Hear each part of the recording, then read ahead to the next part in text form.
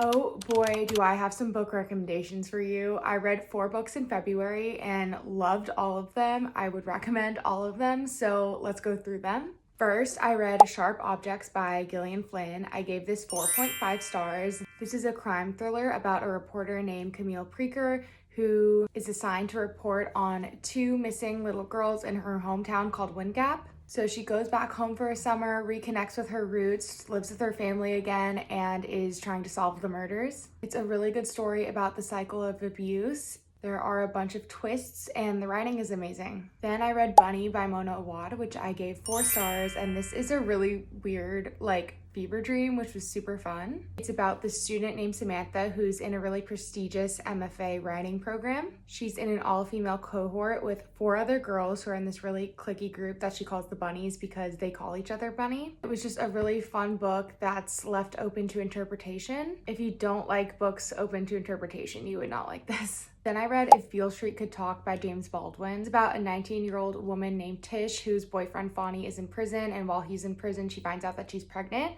and her family and Fonnie's families are trying to get Fonnie out of prison. It's a really important story about how systemic racism and mass incarceration is a form of modern-day slavery. I gave this 4 stars instead of 5 because I've seen how James Baldwin can write the main characters in his semi-autobiographical books like Giovanni's Room and Go Tell It on the Mountain, and I just felt like a little bit more of a disconnect between him and the main character because she's a woman in this book.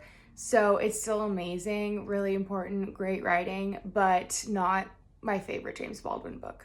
Then I read The Lamb by Lucy Rose, and this is like a gothic folk horror novel. It is very gory and very scary, so if you can't handle that, do not read it. This is about a young girl named Margot, and her mom live in this really rural area in England, and her mom clearly has really severe mental health issues and is neglecting and abusing Margot, and the only way to feed her is to kill people and eat them. And I just thought that cannibalism was a really intense metaphor in this book for growing up with a parent with a mental illness and who also is neglectful and abusive. It was really sad and really hard to read, but the author, Lucy Rose, did an amazing job at making this a coming-of-age novel and successfully writing from the point of view of a young girl who can't really understand how much her mom is abusing and neglecting her because it's all she knows. But you also see a character arc as Margot starts to realize that what they're doing is wrong. I gave that one 4.5 stars.